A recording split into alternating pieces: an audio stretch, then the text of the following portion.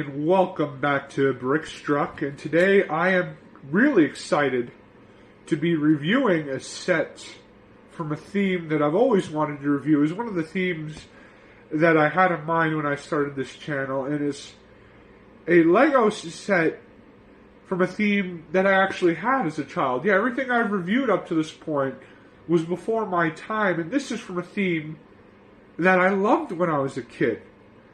Now, I didn't have this set when I was a kid, and I honestly can't believe it because, well, look at this. Look at these guys. Well, let's not make up for any lost. Let's make up for lost time. Let's review this. So, this is the first set, or the first build in the set that I want to take a look at. And this is an underwater speeder. The interesting thing about this is the curves on this thing. It feels very alien for something that's supposed to be built by humans exploring deep underwater. I guess it's supposed to be like that because of pressure or something. That doesn't sound right. That sounds stupid, actually. But you know, all these angle pieces that are used to create a very cool effect with how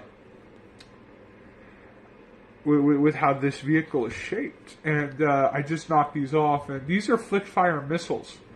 One thing I find interesting about these missiles is that I believe that you could, you know, in your mind's eye, the eye of a child, you could sort of imagine these as searchlights. Yeah, well, I guess these are already searchlights in the front. Never mind, that's stupid. I'm having an off day today. But yeah, so the color here is very memorable. They have this very memorable green and red color, which I believe is a callback.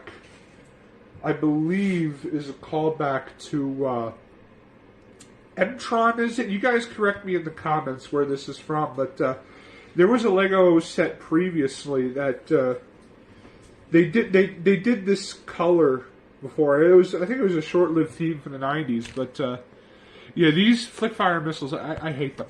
They pop off so easily. And let's take a look at some of the sides.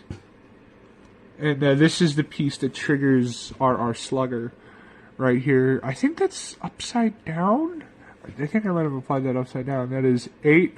Yeah, I applied that to the wrong side. That is 8075. I don't know if that's like their mission number or what, or like what significance that number has. So interact with me. I think I just need to pop these off, put these on different sides. Yeah, this part of the set came pre-built, so that's why it's like that. No. I think, are these stickered? Yeah, they appear to be stickered elements. They were just put on like that. That sucks. So it's like that forever now. I gotta do a video. My friend does stickers, so I gotta get her to do a video about how to replace the stickers. But the Atlantis diver over here, his name is Lance Spears, and I'm surprised these guys had a name. Now, fun fact, before I started reviewing this set, I could not find this guy anywhere. And he was in another Atlantis set, which I have. Hint, hint for the future. But he has double faces. He has that sad face. I always use these pieces for Bane, for Batman. They were always perfect for Bane with his tubes. I didn't have access to Bane back then, so that's that. And it's interesting how he barely fits into the little scooter there. It doesn't have a name. And I'm finding out why these parts are so hard to fill in. There's a little joystick there. They always use a joystick in lieu of a steering wheel or anything. But yeah, these pieces are causing friction, so these just come off. So I'm just going to take them off for the rest of the review. But, you know, I'm going to speed things up here. This part rotates like so you could have it in any other position. This comes down. I like how clever this is, because I feel like the way it closes. A little grinding, but the way it closes is very sharp. So you can pretty much fit any kind of figure in there if you wanted to. You could probably fit another one of the sea creatures in there, who I'll get to soon when I get to the turtle. But these things, spears, pretty useful.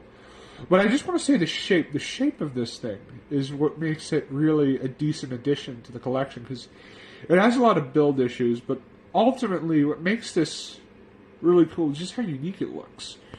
I can see a child using this not only in an underwater setting, they could use it for the SpongeBob setting, or the Star Wars setting, or Space Police. You can use this for a lot of different things. It just doesn't have to be in Atlantis. So, there's a lot of encouraged imagination there. So, now let's get to the part where we all really came for. So, as a proud turtle owner, to have a Lego turtle, especially a snapping turtle, like the most badass kind of turtle there is, it's really just awesome to have this thing in Lego form. And a lot of it uses, what's really interesting about it is its elements. It's sort of that it crossed over that then retiring Bionicle element. And it used that to forge a combination of Technic and regular system. And created something absolutely spectacular for a set. And I'm so glad they were able to pop this one out. So this is... now, there's one problem. Maybe it was the way I assembled this, and it really stops it from being a perfect Lego set, is that it's very... it has attachment issues. And in the future, I'll look for some mods, but...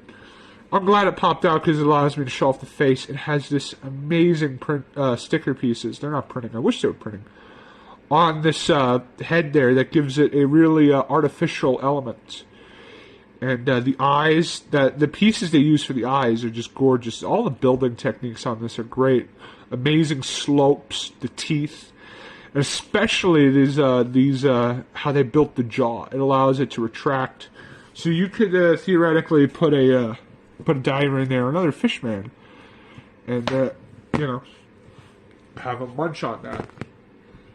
So let's get back to the rest of the body.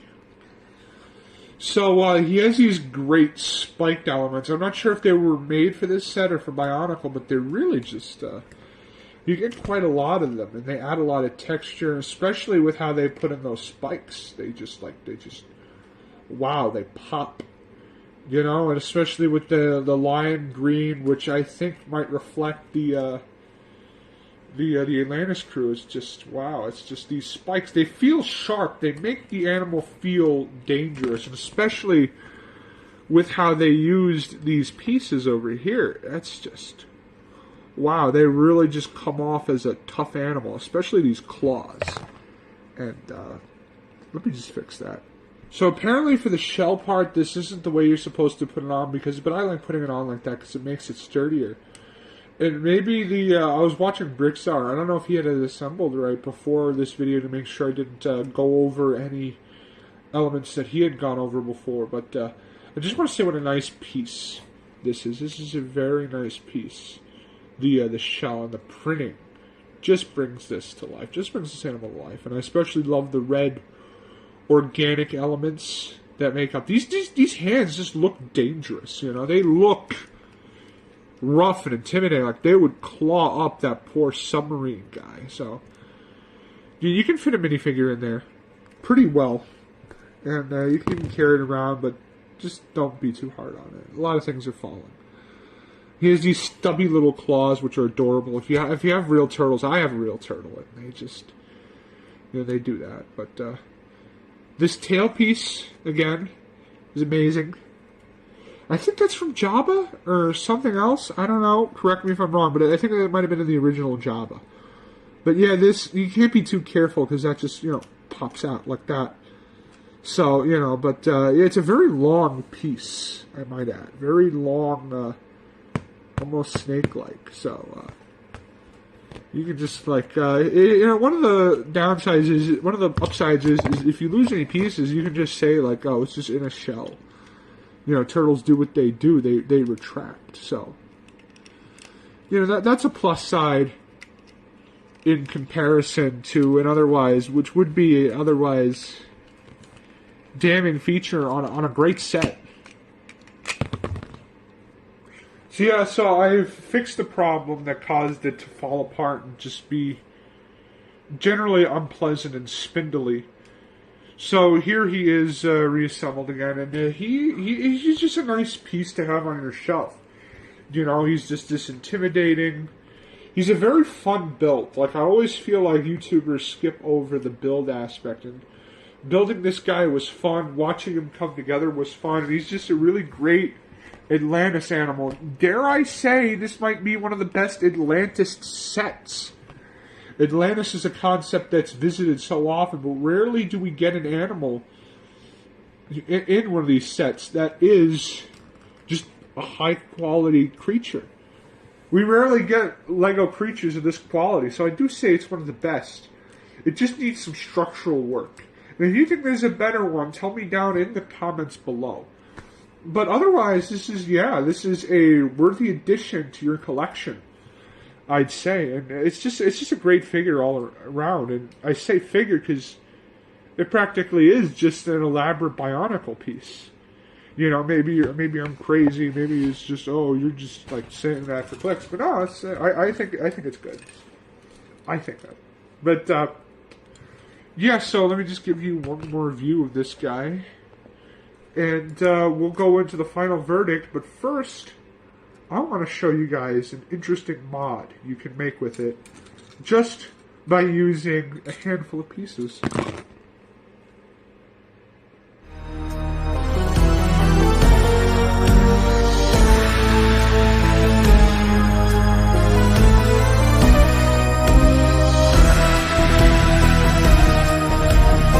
Couple of creature character building parts.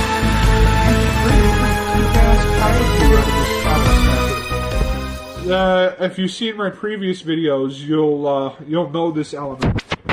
So I've modified it a little bit, and I think it looks really awesome this way. You can do the arms pretty much any way you want, but I do it like this because it looks like how those suit actors would look. They just have that vibe. So my final thoughts on the set are, yes, it's spindly, and I don't know if that's me. This could just be how I've assembled it, because I've modified this piece quite a bit over the years, and I don't remember it being like this. But when you look at it built like this, how can you not want it? Alright, for everything I've complained about, it's still a solid 8 out of 10, just as a display piece. And even then, you get this cool little speeder thing. It doesn't have a name, by the way. The guy does. His name is Lance Spears, which I'm surprised Atlantis people had names. Huh?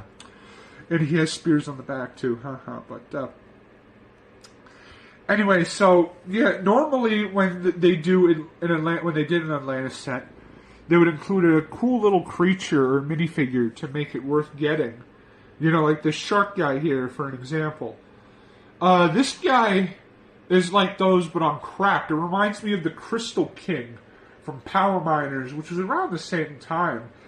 And this was like, I think those are good companion pieces. In fact, now that I'm mentioning it, I might have to get the Crystal King and have them, like, fight or something.